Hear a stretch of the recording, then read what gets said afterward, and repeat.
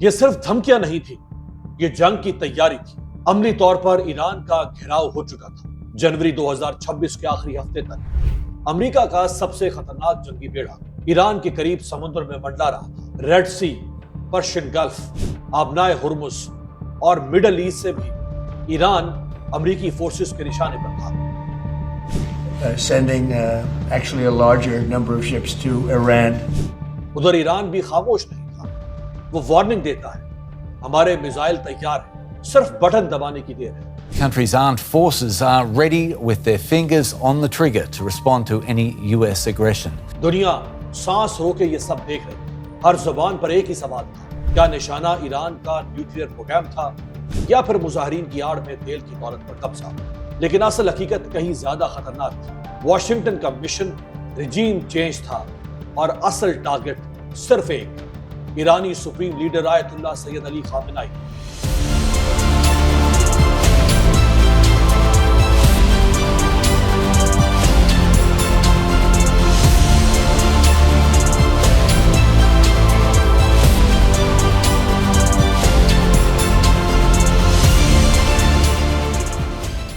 امریکہ اور نیتن یاہو ایران میں حکومت کی تبدیلی یا خامنائی کی شہادت کو الیکشن سے پہلے نیتن یاہو کی گرتی ساکھ کی بحالی کے لیے ایک انعام بنانا چاہتے تھے۔ اسرائیلی ڈیفنس منسٹری کے سابق عہدیدار ڈینی سٹرونیچس کے اس بیان سے یہ بات بالکل صاف ہو چکی تھی کہ تل ابیب اور واشنگٹن کے راستے کی اصل رکاوٹ سپریم لیڈر آیت اللہ علی خامنائی ہی تھے۔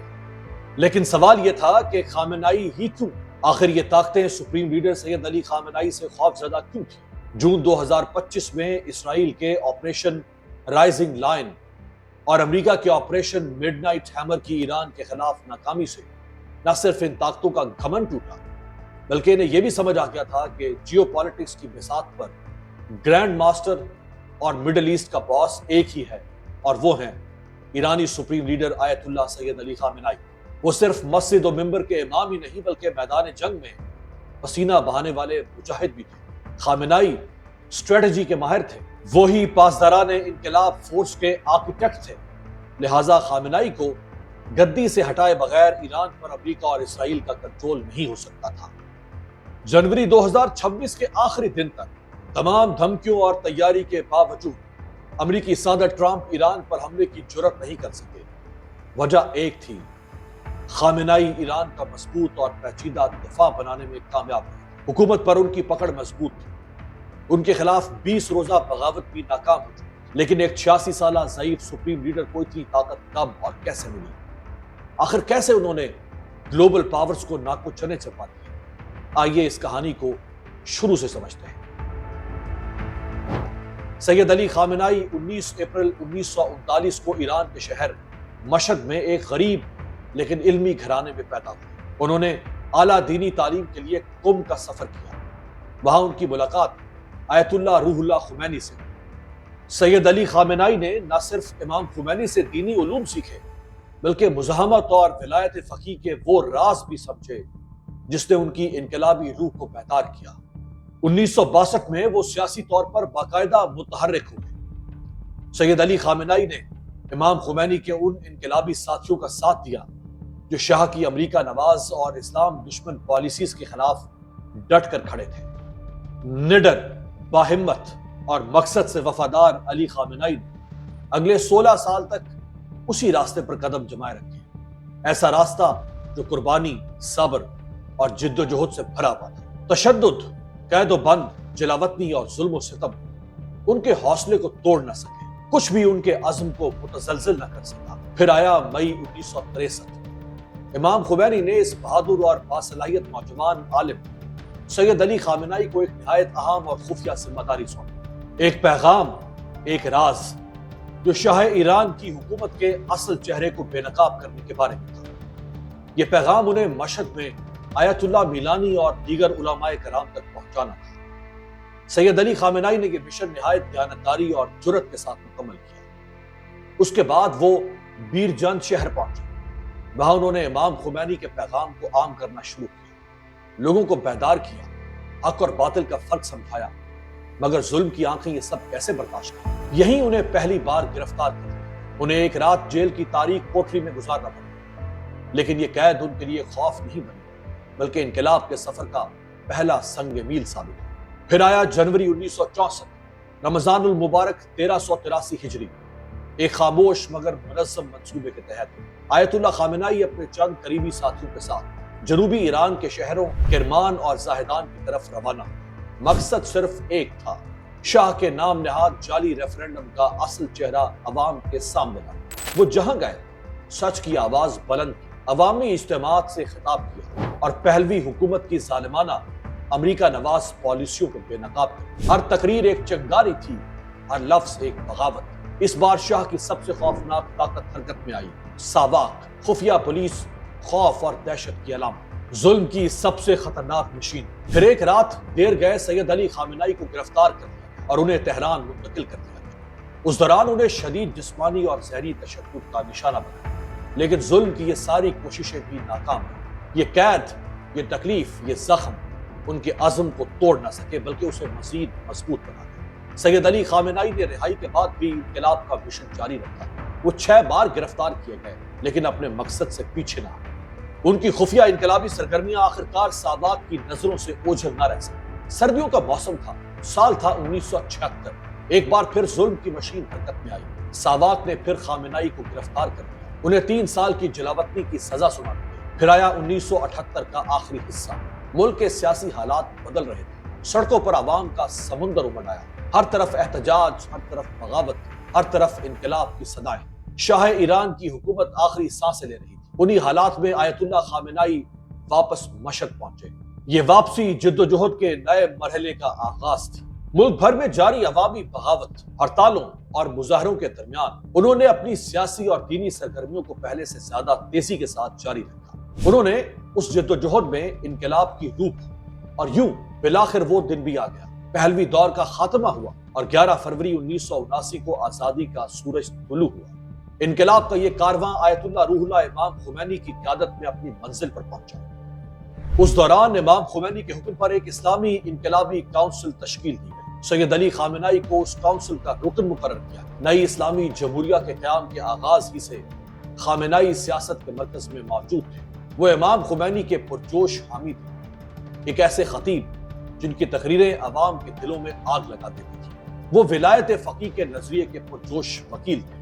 پھر وہ ایران کے ڈیپٹی وزیر دفاع بنے اور ساتھ ہی امام خمینی کے ذاتی نمائندے کی حیثیت سے سپریم ڈیفنس کاؤنسل میں شامل ہوئے۔ ایک مختصر عرصے کے لیے انہوں نے اسلامی انقلابی گارڈز کور IRGC کی کمان بھی سنبھالی۔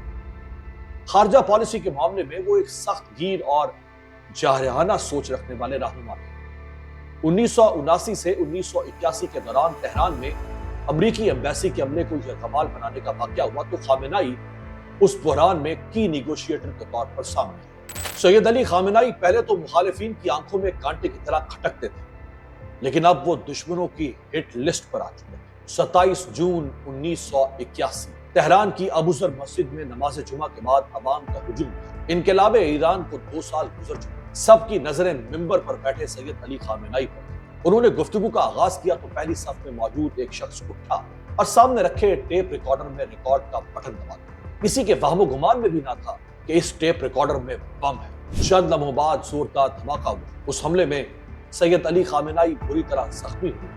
ان کا دایاں بازو مکمل طور پر ناکارہ ہو چکا تھا اور سینے پر بھی زخم تھے۔ اسی سال ایک اور ہولناک دھماکے میں ایرانی صدر محمد علی رجائی جاں بحق ہوئے۔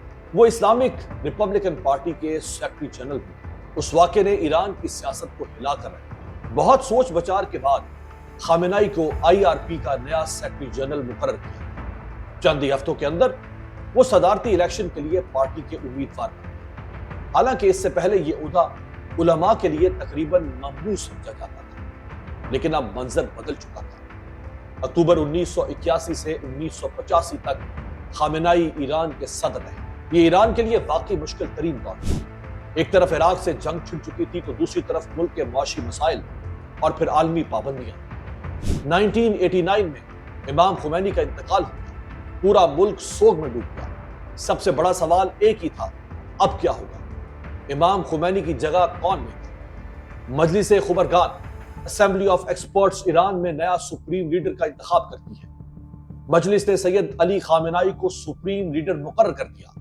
اب اسلامی جمہوریہ ایران کو سنبھالنے، اسے آگے لے کر جانے اور ملک کو اندرونی اور بیرونی دشمن سے بچانے کی بھاری ذمہ داری خامنائی کے کندھوں پر تھی۔